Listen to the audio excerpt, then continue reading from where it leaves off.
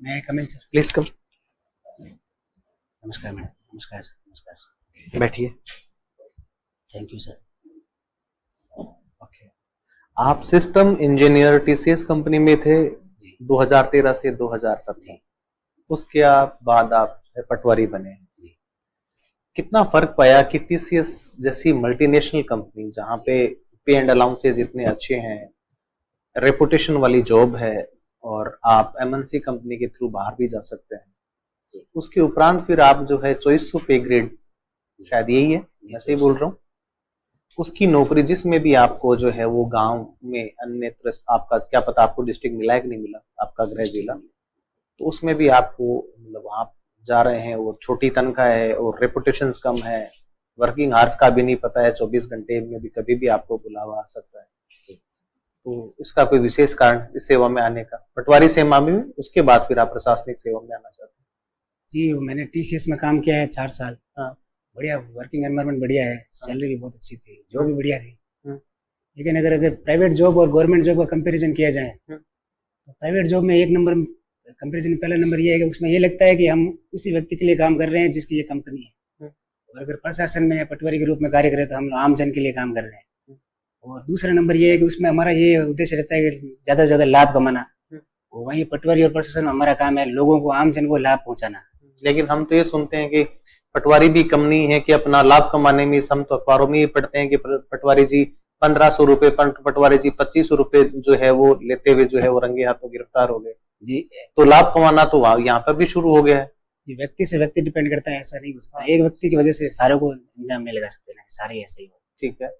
और तीसरा ये है कि प्राइवेट जॉब में सिक्योरिटी नहीं है, इसमें सिक्योरिटी है। Ma'am please. आप ये बताएं कि प्लांटेशन से जुड़ी हुई कौन कौन सी योजनाएं भी सरकार द्वारा चलाई जा रही हैं जिसमें पौधारोपण को आगे बढ़ाने का काम हो रहा हो? सॉरी मैम, ये हॉबी से जुड़ा हुआ है लेकिन मुझे याद नहीं, मुझे ठीक याद है। आना चाहिए लेकिन अभी है नहीं, इसके लिए माफी चाहता हूँ। अच्छा ये बताइए, एक पौधा जी अगर बोया जाता है, मतलब एक बीज बोते हैं, वो पौधा वृक्ष के अंदर तब्दील होता है, उसमें लगभग कितना समय लग जाता होगा? आप किसी पेड़ का, पर्टिकुलर पेड़ का उदाहरण देके बता सकते हैं? हम लोग सामान्यतः खेजड़ी और नीम उगाते हैं हमारे क्षेत्र में। तो जो नीम है वो 4 से 5 साल में पौधा से पेड़ बन जाता है बड़ा, और खेजड़ी का भी ये 3 से 4 साल में वो वृक्ष बन जाता है। ठीक है, अब ये बताइए कि ये कार्बन फुटप्रिंट को रिड्यूस करने में हेल्प करता है क्या, या इन्वायरमेंट को कैसे फायदा होता है पेड़ जब हम उगाते हैं?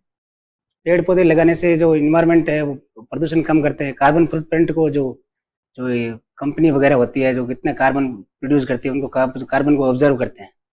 इस तरह ये प्रकृति में सकारात्मक योगदान देते हैं। और क्या क्या फायदे होते हैं पेड़ उगाने के? पेड़ उगाने के फायदे ये कि वो पशु पक्षियों का आश्रय स्थल है, और जो वनस्पति है उसमें सकारात्मक योगदान देता है। प्रदूषण को कम करते हैं, जैसे वनों से जो लकड़ी मिलती है उनसे दूसरे कार्य किए जा सकते हैं। ठीक है, मुझे ये पेड़ पौधों के कंजर्वेशन के लिए कुछ किया जा रहा हो तो वो बताएं। हाँ, सरकार द्वारा जो राष्ट्रीय उद्यान है, वन संरक्षण क्षेत्र है, आखेट निषेध क्षेत्र घोषित किए गए हैं। और हाल ही में राजस्थान सरकार ने 3 कंजर्वेशन क्षेत्र घोषित किए हैं, अमीरगढ़, सोरसेन और खीचन गांव में। अच्छा, आपने अपनी एक स्ट्रेंथ लिखी है कि आप गुड लिसनर हैं, जी क्या मतलब है इस बात का? जी, मैंने पिछले 5 साल से पटवारी के पद पर कार्यरत हूँ, और जो मेरे पास 3 पंचायतें हैं, ग्राम पंचायत, और एक दिन में कम से कम 4 से 50 से 100 लोगों का फोन आता है। तो पटवारी का मेन कार्य यही है कि लोगों की समस्याओं को सुनना। अगर हमने उनकी समस्या को सुन लिया तो वो संतुष्ट हो जाते हैं, उन्हें संतुष्ट जवाब देना। तो मुझे ये लगता है कि मैं हर व्यक्ति का फोन उठाना और उसको संतुष्ट तक जवाब देना ताकि उसका काम हो जाए। उससे मुझे लगता है कि मैंने 4 साल में एक अच्छे लिसनर के रूप में काम किया है, उनको हियरिंग थेरेपी के रूप में उनका काम किया। ऐसा आप खुद सोचते हैं कि आपने अच्छे से उनकी बात सुन ली और उनकी दिक्कतों का निवारण कर लिया, या ऐसा वो आके भी आपको लोग बताते हैं कि हमारी जो परेशानी है वो आपकी वजह से सॉल्व हो गई है? मैम दो, अगर हम कोई व्यक्ति हमारे पास आया है तो उसकी अगर हमने समस्या ढंग से सुनी है तभी हम उसको सोल्व कर पाएंगे। चलिए ठीक है, आपकी मुझे 3 कमियां बता दीजिए। मैंने आईटी में 4 साल काम किया है, तो मैं इंग्लिश को पढ़ सकता हूँ, लिख सकता हूँ, लेकिन अपने मदर टंग की वजह से मैं उसके फ्लुएंसी के साथ बोल नहीं पाता। ये मुझे लगता है कि मुझे करना चाहिए था। आईआईटी में या आईटी? आईटी में। ठीक है, क्या होती है ये आईटी? एक सर्विस सेक्टर का जो हमारा पार्ट है, उसमें एक इंफॉर्मेशन टेक्नोलॉजी संबंधित जो भी कार्य किया जाता है वो आईटी सेक्टर है। इसके अंदर टीसीएस, मुझे तीन नवाचार बताएं आईटी के क्षेत्र में। आईटी के क्षेत्र में राजस्थान सरकार के किसको, राजस्थान सरकार के, भारत सरकार के? ये आईटी के क्षेत्र में आईटी कंपनियों को सरकार सेज के रूप में जमीन दे रही है, और जो भी नई कंपनियां हैं उनके लिए हर राज्य में सेज का निर्माण करके उनको वहां उपस्थित करने के लिए प्रोत्साहन दिया जा रहा है। वही आदेश। ठीक, थैंक यू।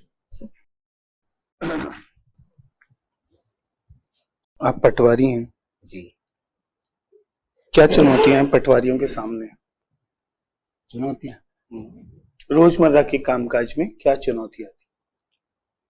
रोजमर्रा के काम में सब ये है कि जो पटवारी का जो कार्य कर दिया गया है वो पूर्णतः ऑनलाइन है, डिजिटल है।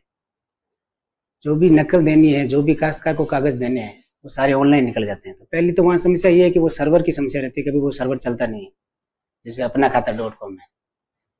दूसरी समस्या ये है कि जो पटवारी का मुख्य काम है नामांकन दर्ज करना। भारतीय इतिहास में आपके पसंदीदा व्यक्तित्व कौन है? भारतीय इतिहास में सर टोडरमल। टोडरमल। और ऐसा क्यों है? उन्होंने सर भूमि पैमाइश की शुरुआत की थी, बीघा पद्धति की शुरुआत की थी, जरीब का आविष्कार किया था जो भूमि मापन के काम आती है। आपको टोडरमल पसंद है पूरे भारतीय इतिहास में जी। और महात्मा गांधी क्यों कम पसंद है टोडरमल से? महात्मा गांधी भी अच्छे व्यक्तित्व है, उन्होंने भारत की। मेरा तो बहुत ही स्पेसिफिक आपसे सवाल था कि भारतीय इतिहास में आपके पसंदीदा व्यक्तित्व कौन है। तो आपने जब टोडरमल को बताया तो मेरा एक सहज सवाल ये है कि महात्मा गांधी टोडरमल से कम पसंद क्यों? जी, जहाँ मेरा कार्य है, जो मैं अभी वर्तमान में कार्य कर रहा हूँ, उसमें जो उन्होंने कार्य किया था उसी का कार्य करने से मुझे लगता है कि जो आप आईटी में काम कर रहे थे तब आपके पसंदीदा व्यक्तित्व कौन थे? उसमें ऐसा कोई व्यक्तित्व है। भारतीय संसदीय व्यवस्था में अगर कोई 2 सुधार आप बताना चाहें तो बताएं। सर, एक तो वो जो दल बदल कानून है उसमें जो मैंने एक 3/4 को अगर दल बदलते हैं तो उसको योग्यता दी जाती है, वो हटाना चाहिए। और दूसरा उसके पीछे क्यों हटाना चाहिए? सरकार को स्थायित्व रखने के लिए। सरकार का स्थायित्व ही सबसे ज्यादा जरूरी थोड़ी है। तो डेमोक्रेसी है कि अगर इतने विवेकशील मनुष्य, जो कि पुरुष या इतने विवेकशील व्यक्ति जिनको जनता ने चुन के भेजा है और वो किसी बात से असहमत है अपने दल की विचारधारा से, और 3/4 बहुमत, क्योंकि ये तो बहुमत का ही शासन, वो ये चाहता है कि हम इसके साथ नहीं है, तो ये तो लोकतंत्र का परिचय है। इसमें क्या परेशानी? हाँ, खैर आप अगला बताने वाले थे, बताइए। बारे में सर पता है। अंत्योदय और सर्वोदय में क्या अंतर है? अंत्योदय और सर्वोदय में माफी चाहता हूँ सर। आपकी दृष्टि में महत्वाकांक्षी होना अच्छा है कि बुरा है? एक किसी सीमा तक या किसी हद तक महत्वाकांक्षी होना भी चाहिए व्यक्ति, ताकि अपने जीवन में कुछ अचीव कर सके। आप अच्छे बुरे पक्ष बताइए। ये तो एक पॉलिटिकली राइट आंसर। अच्छा, मैं अगर अपनी जो क्षमता का ज्ञान करके अपनी योग्यता के आधार पर अगर महत्वाकांक्षी हो, बिना किसी दूसरे को नुकसान पहुंचाए, तो उस तरीके से महत्वाकांक्षी होना। अगर देश में एक समय पे सारे चुनाव हो जाए, लोकसभा के और राज्य विधानसभाओं के, तो इसके क्या फायदे होंगे? उसका फायदा ये होगा कि एक तो आर्थिक बोझ है वो कम हो जाएगा। दूसरा ये है कि सरकारें 5 साल तक निश्चित होकर कार्य करेगी, हर एक राज्य में नहीं जाना पड़ेगा। अगर एक चुनाव हो जाता है तो सरकार 5 साल तक काम करेगी, मतलब चुनाव बीच में नहीं आएगा तो सरकारें काम करेगी हर राज्यों में अपने अपने हिसाब से। केंद्र सरकार अपना ध्यान पूरा राज्य शासन में देगी। ठीक है सर। सुरेश, आप ये बताएं कि प्रगतिशील सोच, प्रोग्रेसिव थॉट जी क्या होता है? हम बोलते हैं आम बोलचाल में प्रगतिशील सोच वाला है, समाज ऐसा होना चाहिए, सोसाइटी ऐसी होनी चाहिए, सरकार की जो कार्यवाहियां हैं, एक्शन ऑफ द गवर्नमेंट्स, वो भी ऐसे होने चाहिए, प्रोग्रेसिव होने चाहिए। क्या होता है ये प्रोग्रेसिव थॉट प्रोसेस? एक शब्द है आर्टिफिशियल इंटेलिजेंस, कृत्रिम बुद्धिमत्ता। और ये कृत्रिम बुद्धिमत्ता है वो मानव के लिए, उसके अस्तित्व के लिए खतरा बनती जा रही है। आप इस बात से सहमत हैं? ऐसा नहीं है। तो इसके पक्ष में प्रमाण दीजिए कि कृत्रिम बुद्धिमत्ता क्या है और ये मानव समाज को कैसे आगे लेके जाएगी। ये सर आईटी के अंदर एक 5वां चरण है, 5th जनरेशन है, जिसके तहत कृत्रिम बुद्धिमत्ता से कंप्यूटर तैयार किए जा रहे हैं, ठीक है। जिससे कि जो समस्या के जो मनुष्य कंप्यूटर है वो मानव की तरह सोच सके और एक अच्छा कार्य कर सके। मशीन लर्निंग क्या होती है? मशीन लर्निंग एक प्रक्रिया है जिसके तहत वो मशीन उसके जो पीछे का अनुभव है या उसके अंदर जो डेटा संग्रहित है उसके आधार पर रिस्पॉन्स देती है। ई गवर्नेंस क्या होती है? गवर्नमेंट की जो भी पॉलिसी है वो ऑनलाइन दर्ज हो, वो लोगों को ऑनलाइन मुहैया हो सके, उसे ई गवर्नेंस कहते हैं। गवर्नमेंट और गवर्नेंस में क्या फर्क होता है? इसके बारे में पता नहीं। चलिए, पेपरलेस गवर्नमेंट क्या होती है? अभी हाल ही में जो सारी सरकारें पेपरलेस होने का ही दावा कर रही है, जिसके तहत कोई भी शिकायत है वो ऑनलाइन दर्ज की जा सके, जैसे 181 पे शिकायत होती है। और हमारे राजस्व संबंधी जो भी कार्य है वो भी अभी पेपरलेस हो रहे हैं। पेपरों का कम समावेश करते हुए लोगों का ऑनलाइन कार्य किया जाए। गवर्नेंस और एडमिनिस्ट्रेशन, प्रशासन और जो है वो शासन, इन दोनों में क्या फर्क है और क्या संबंध है? शासन के अंतर्गत ही प्रशासन कार्य करता है। शासन के अंदर ही प्रशासन कार्य करता है। Are you sure? जी। दोनों में फर्क क्या है? शासन क्या होता है? शासन जो हमारे संसदीय प्रणाली बना रखी है, या पहले जो राजतंत्र था वो, और प्रशासन में ये ब्यूरोक्रेट्स। चलिए, आप जोधपुर से आते हैं जी। और जोधपुर में राष्ट्रीय स्तर के बहुत सारे संस्थान है वो कार्यरत है। जी। विज्ञान के क्षेत्र में जोधपुर में कौन से राष्ट्रीय और अंतर्राष्ट्रीय स्तर पे ख्याति प्राप्त संस्थान स्थित है? एक सर इसरो का है, इसरो का क्षेत्रीय संवेदन संग्रह, ठीक है। और दूसरा है एम्स, ठीक है। और एक सर काजरी है और एक आफरी है। आफरी है? हाँ जी। या आजरी है? काजरी है और एक आफरी। पूरा नाम क्या होता है आफरी का? Arid forest research centre. Okay. और काजरी क्या है? ये काजरी सर ये centre arid zone research centre. अच्छा, एक एवियन रिसर्च इंस्टीट्यूट भी वहां पर है। एवियन, सॉरी इसके बारे में पता नहीं।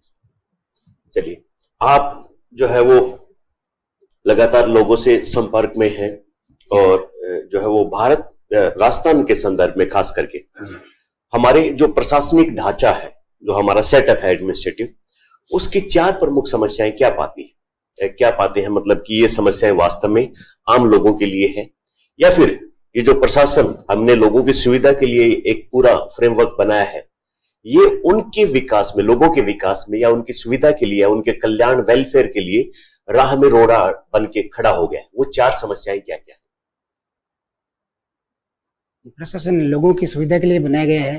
प्रशासन की 4 समस्याएं ये हो सकती है कि व्यक्ति अपने लोक जो संविधान में जो मूल है कि लोक हित के लिए कार्य करना, उस तरह अगर प्रशासन का व्यक्ति जो प्रशासन में लगा हुआ वो अच्छे से काम करे तो प्रशासन रोड़ा नहीं बन के विकास में सहायक बन सकता है। ठीक है। वो मुझे नहीं लगता कि प्रशासन की कोई कमियां होगी। प्रशासन की तो कोई कमियां नहीं होनी चाहिए। प्रशासन समस्या खुद फेस कर सकता है। परफेक्ट है हमारा प्रशासन। जी, नीति निर्माताओं ने बनाया है उस स्ट्रक्चर को, तो वो अच्छा ही है। प्रशासनिक सुधार आयोग समय समय पे गठित किए जाते हैं, क्यों जरूरत पड़ती है? जब बना दिया है हमारे नीति निर्माताओं ने सब कुछ परफेक्ट एकदम, आपको नहीं लगता समय के साथ नई आवश्यकताएं होती हैं, पुरानी व्यवस्थाएं अप्रासंगिक होती है और नई जरूरतों के अनुसार उन्हें ढलना पड़ता है?